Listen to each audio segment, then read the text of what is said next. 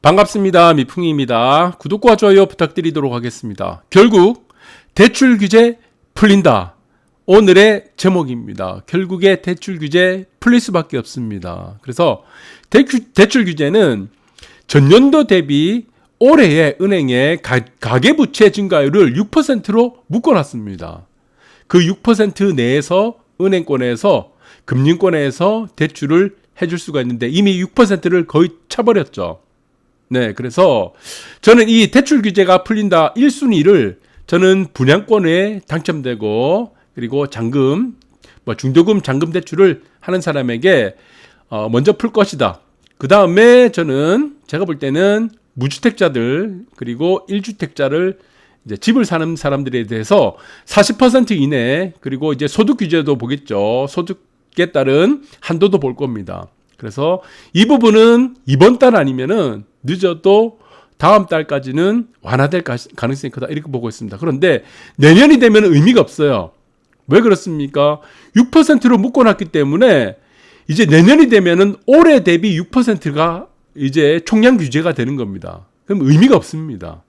네, 그래서 내년부터는 이제 대출 규제 적용이 전혀 되지 않습니다. 그래서 지금 급한 사람들, 특히 분양권에 당첨된 사람들에 한해서는 저는 1순위로 먼저 이번 달 아니면은 늦어도 다음 달에 대출 규제는 어느 정도 완화된다 이렇게 보고 있습니다. 그래서 이 6% 규제가 이제 실수요자들에게는 무주택자들 이런 사람들에게는 완화가 적용될 가능성이 크다 이렇게 보고 있습니다. 그리고 1주택자들이 이제 갈아타게 하시는 분들은 이제 대출에 대한 규제가 규제 완화에 대한 적용이 되지 않을 가능성이 크기 때문에 이제 3개월밖에 남지 않았습니다. 그래서 의미는 크게 없다고 보고 있습니다.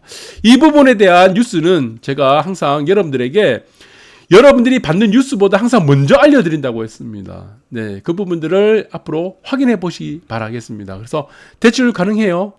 대출 난민들, 은행 영업점 떠돌고 있죠. 이전에는 우리가 은행을 갈 때 대출 금리를 우리 찾아서 돌아다녔습니다. 그런데 지금은 대출이 되는가 안 되는 것인가를 찾아서 이제 은행권을 돌아다닌다. 그것이 무엇입니까? 대출 난민이다. 이렇게 보시면 될 것 같습니다. 은행권 일단 전세 대출 축소까지 이어지죠. 이 가계 대출이 다 포함되니까. 그래서 지금 한도가 다 찼기 때문에 올해 말 이제 3개월밖에 안 남았습니다. 그래서 이것을 대출에 대한 문제, 전세 대출에 대한 문제 이것 때문에 급한 사람들은 월세로 갈 수밖에 없다는 거죠. 월세는 전세에 비해서 보증금이 작기 때문에 진짜 문제는 내년부터라고 하는데 이게 저는 잘못됐습니다. 내년에 되면은 올해 대비 총량 규제가 6%를 새로 받기 때문에 대출이 이제는 또 한도가 이제 거의 없는 거죠. 이제 새로 시작하는 거죠. 그래서 대출 받는 데는 전혀 의미가 없습니다. 네, 그래서 내년부터 문제가 된다 이 문제는 조금 설레발치고 있는 것 같습니다. 네, 잘 모르고 지금 쓴 것 같아요. 진짜 문제는 무엇입니까? 가계대출이 진짜 문제입니까? 아니죠. 사실 우리가 정작 가장 큰 문제는 무엇이냐? 이 국가부채입니다. 국가채무예요. 정부 채무. GDP 대비 비율을 보시니까 엄청나게 늘었습니다. 네, 지금 현 정권이 들어가지고 그냥 엄청나게 는 거예요. 근데 여기서 특이점이 하나 있습니다. 박근혜 정부 때 보시면은 오히려 국가 채무가 줄어들었죠. 네, 그 증가폭이 오히려 더 줄어들었습니다. 가장 큰 이유가 무엇이냐? 저는 가장 큰 이유 중에 첫 번째가 공무원 연금 개혁이라고 보고 있습니다. 공무원 연금 개혁. 그리고 공무원 연금 개혁을 통해서 국가 부채를 앞으로 나갈 국가 부채 채무를 상당폭 줄이고 이 공무원 연금 개혁을 통해서 어땠습니까? 국간을 충실하게 채웠죠. 국간을. 마구마구 채웠습니다. 그래서 우리가 비상시에 쓸 수 있는 돈, 다음 세대들 위해서 쓸 수 있는 돈을 곳간에 차곡차곡 채워놨는데 현 정권 들어와가지고 1년 만에 이 곳간 다 써버렸어요. 그래서 보시면 2017년도부터 2018년도까지는 국가 채무가 그리 늘리지 않은 겁니다. 왜? 곳간에 있는 돈만 쓴 거예요. 그리고 2018년도 보시면은 그 이후부터는 어떻게 되겠습니까? 곳간을 이제 다 비우고 나니까 이제부터는 채무가 무한대로 지금 막 늘고 있는 거죠. 그런데 여기서 특이점이 있습니다. 2022년부터 보시면은 더 급격하게 올라가요. 예. 누가 다음 정권을 지금 정권을 어떤 권력을 가지든 말든 2021년, 2022년, 2023년, 2024년까지 계속 증가합니다. 가장 큰 이유가 무엇이냐? 공무원 중원이에요. 공무원은 중간에 자를 수도 없는 거야. 예. 그리고 고관 다 비우고 공무원 증원을 하다 보니까 네, 이 공무원에 대한 급증이 되는 거죠. 당연히 지금 뭐 고가에서 지금 지급해야 될 월급이 공무원에 대한 월급이 계속 기하급수적으로 늘다 보니까 지금 채무는 끝없이 늘어나게 됩니다. 이거 다음 세대들이 이거 다 갚아야 돼요. 다음 세대가. 그래서 문제입니다.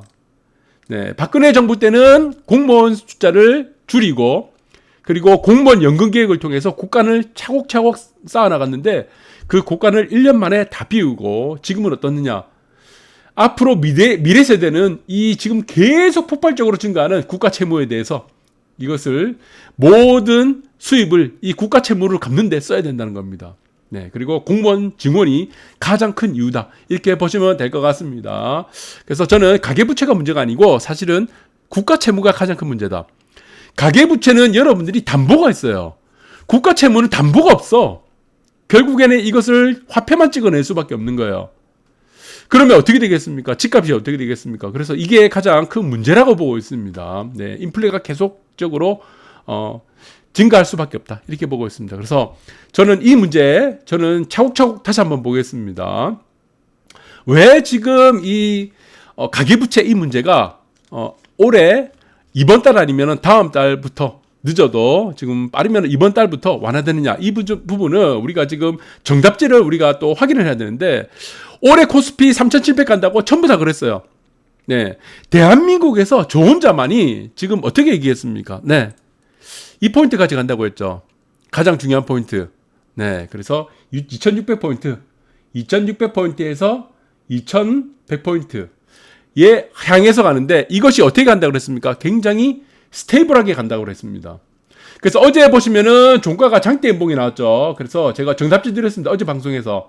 오늘은 기술적 반등이 나온다고 했습니다. 네, 이 장대 연봉이 의미가 있다고 그랬습니다. 제가 어제 방송을 통해서. 그래서 이 최저가를 만들었습니다. 사실 최저가를 어제 만들고 나서 붕괴돼 버렸죠. 네, 종가상으로 여기서 붕괴를 해버렸죠. 붕괴한 이후에 지금 장대 연봉이 나왔기 때문에 이건 의미가 있다. 그래서 저는 여기서는 기술적 반등이 나온다고 했습니다. 그래서 여러분들 보시면은 아시겠지만 저점 라인이 이렇게 있습니다. 한번 저점 라인을 올라갔다가 다시 살짝 깨고 이렇게 올라가는 경우가 많아요. 네, 그래서 이거를 페이크를 많이 주고 갑니다. 이게 이제 보시면은 힙소라고 합니다. 이게 힙소.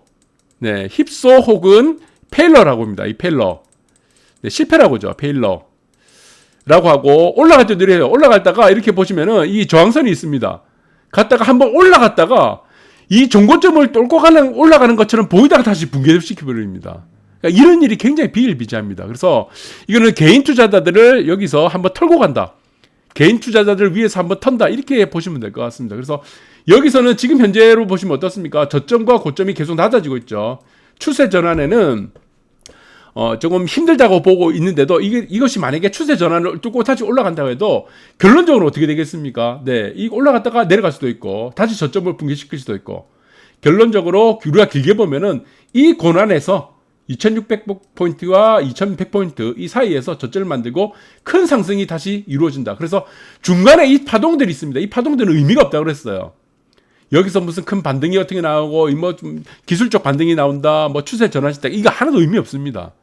네, 그래서 여러분들이 보시는 전문가와 보는 관점하고 저하고는 항상 달라요. 그 부분들을 항상 여러분들이 확인을 할 수 있을 겁니다. 그래서 부동산도 여러분들을 계속 정답지를 다 드렸어요. 네, 그 부분들을 제가 방송을 통해서 확인하시기 바라고. 그리고 코로나가 처음 터졌을 때 제가 이 방송을 통해서 뭐라고 했습니까? 코로나를 대응하는 포스트 코로나 시대는 아니라고 했습니다. 제가 뭐라고 했죠? 계속적으로 위드 코로나 시대라고 했습니다. 위드 코로나 시대는 우리는 인류와 같이 함께 간다고 그랬어요. 위드 코로나 시대가 될 것이다. 그래서 많은 부분들이 사람들이 아니다. 코로나를 우리가 인류가 극복할 수 있다고 얘기했습니다. 그래서 제가 방송에서 계속 꾸준하게 강조한 것이 무엇입니까? 우리는 코로나를 극복할 수가 없다. 우리는 코로나와 함께 가야 된다. 그래서 이 부분을 여러분들한테 얘기했을 때 많은 반발을 샀습니다. 네, 저 사람들 다 인류가 다 죽으라고 지금 얘기를 하냐? 아니다. 그래서 우리는 이 코로나를 절대적으로 넘을 수 없다. 그러면은 우리는 어떻게 가야 된다? 위드 코로나 시대에 가야 된다. 그래서 지금 정부에서 위드 코로나 시대 이제 얘기하고 있습니다. 제가 1년 전하고 이제 코로나 지금 작년 3월 달에 지금 막 굉장히 크게 이제 심각한 위기 상황이 되었죠. 그때 다 여러분한테 정답지를 다 알려드렸다. 그래서 저는 이 코로나 위드 포스트 코로나 시대 이거는 아니다. 네, 그래서 계속적으로 언급해드렸고, 그리고 마찬가지입니다. 비트코인 55,000달러 뭐 지금 돌파한다. 이거는 제가 항상 말씀드립니다. 이 보시면은 비트코인이요 5천만 원을 가든 3천만 원을 가든 1억을 가든 이건 의미 없어요. 아무 의미 없습니다. 결국에 어떻게 되냐가 문제입니다. 제가 이 비트코인에 대해서 항상 얘기를 드렸습니다. 비트코인은 인류 최대의 재앙이 될 겁니다. 이게 네덜란드의 튤립 파동이라고 있었습니다. 여러분 사기 사건이 있었어요. 네, 엄청나게 튤립이 또 올라가지고 이 사람들 투자한 사람들 결국 영원에 적금했죠. 영원에. 그런데 이 똑같습니다. 그런데 이 사이즈가 달라요. 저는 인류 최악의 재앙이라고 보고 있습니다. 비트코인이 결국에는요. 언제 이 재앙이 떨어지느냐? CBDC. 네, CBDC죠. 그래서 전자화폐, 국가 이거 화폐 있죠. 네. 전자화폐가 나오는 순간 그 전후로 해서 1년 전후로 해서 여기서는 마찬가지로 비트코인은 재앙이 될 것이다.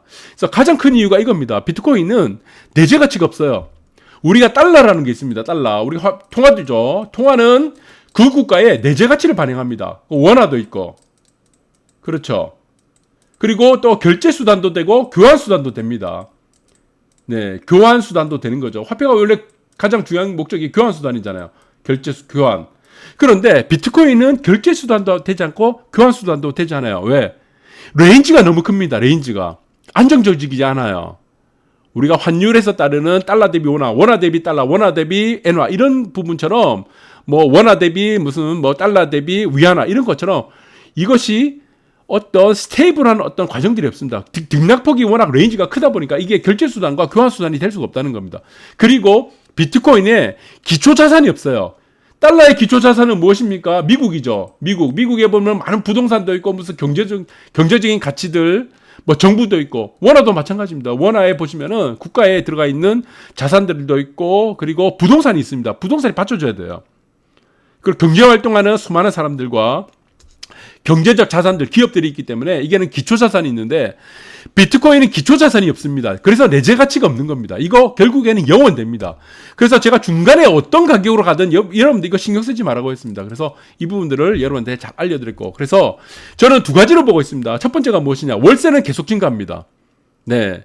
그리고 일시적으로는 지금 현재 있었던 6% 대출 총량 규제는 저는 이번 달 아니면은 늦어도 다음 달이면은 분양권 당첨된 사람들, 그리고 이미 부주택에서 1주택자들 지금 계약을 체결한 사람들, 중도금이 들어간 사람들에 한해서는 저는 완화가 된 것이다.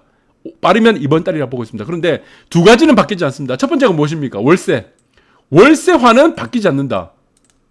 왜 월세화가 계속 진행되는지를 모르는 사람들이 많습니다. 이거 전문가들이 아무도 얘기를 안 하는 거예요. 전세에서 왜 월세화가 됩니까? 전세에서 왜 이렇게 되죠? 네, 가장 큰 이유는 보유세입니다. 보유세를 많이 중과를 맞는 다주택자들이 이 보유세를 내야 될 거 아닙니까? 보유세를 내는데 이것을 누구한테 전가시켜야 됩니까? 세입자들한테 전가시켜야 되죠. 그런데 이 세입자가 전세가 들어가 있는 세입자들에게는 내가 신용이 창출이 되지 않습니다. 돈이 창출이 되지 않아요. 그럼 세금을 낼 수가 없다는 겁니다. 그래서 가장 큰 이유는 자산을 가지고 있는 다주택자들이 세입자에게 월세를 받아야지 세금을 낼 수 있기 때문에, 보유세를 낼 수 있기 때문에 공급 측면에서 다주택자들의 전세는 월세화를 더 가중시킨다. 그렇다면 어떻게 되겠습니까? 전세 시장에서 월세화가 가중되는 것을 어느 정도 스탑을 시키거나 그 비율이 낮아지려면 어떻게 되겠습니까? 보유세를 낮추면 됩니다. 네, 그렇게 되는 거예요. 두 번째 이유는 무엇이겠습니까? 집값이 올라가는 거죠. 집값이 올라가고 전세금도 같이 올라가고 임대차법이 적용이 되다 보니까 2년에서 4년 전세가가 당연히 올라간다. 그래서 수요자 측면에서는 과도하게 올라가는 전세, 내 상황에서는 과도하는 겁니다. 그래서 그 집을 가지고 있는 공급 측면에서 과도하지 않죠. 집값에 비례해서 전세가격을 정하고 임대차법이 적용되니까. 그런데 매수자인 측면에서는 아무래도 뭐 은행에서 전세 대출에 대한 규제도 있다 보니까 월세가 가중된다 이렇게 보시면 되고, 두 번째는 무엇이냐? 저는 두 번째 바로 보여드리겠습니다. 대출 총량 규제. 이 대출 총량 규제는 이번 달 아니면은 늦어도 다음 달에는 분양권 당첨자들, 그리고 1주택자 중에 무주택에서 1주택자로 가는 사람들 중에 이미 계약이 체결됐거나 잔금 대출이 들어간 사람들, 잔금이 들어간 사람들에 한해서는 분명히 완화될 것이다. 그래서 두 가지 요약드렸습니다. 월세화는 계속도 가중된다. 네, 속도와 그리고 월세의 거래 비중은 지속적으로 더 늘어난다. 그 이유는 말씀드렸던 공급 측면에서는 세금을 충당해야 되기 때문에 다주택자들이 세금 충당, 또 하나는 임대차법과 그리고 마찬가지로 대출 규제, 수요자 측면에서 전세로 들어갈 수 있는 가격 자체가 올라가다 보니까 당연히 월세를 갈 수밖에 없는 상황이고, 그리고 마찬가지로 대출 총량 규제는 이번 달 아니면 다음 달 중으로 완화될 것이다 이렇게 보시면 될 것 같습니다. 그래서 여러 가지 여러분들이 보시는 경제적인 측면, 부동산 측면에서 그냥 세부적으로, 그래서 세부적으로 어떤 기술적인 측면만 보지 마시고 펀더멘탈적으로 우리가 왜 이렇게 되는 것인가, 그 이유를 분명히 알아야 될 것입니다. 그래서 이런 부분들을 저는 미풍 선생님과 함께 이렇게 자세히 이렇게 여러분들이 공부를 하다 보면은 며칠 후에 뉴스가 어떻게 될 것인가, 앞으로 한 달 후에 아니면 1년 후에 어떤 뉴스가 나올 것인가를 미리 여러분들이 충분히 예측 가능하다 이렇게 보시면 될 것 같습니다. 감사합니다.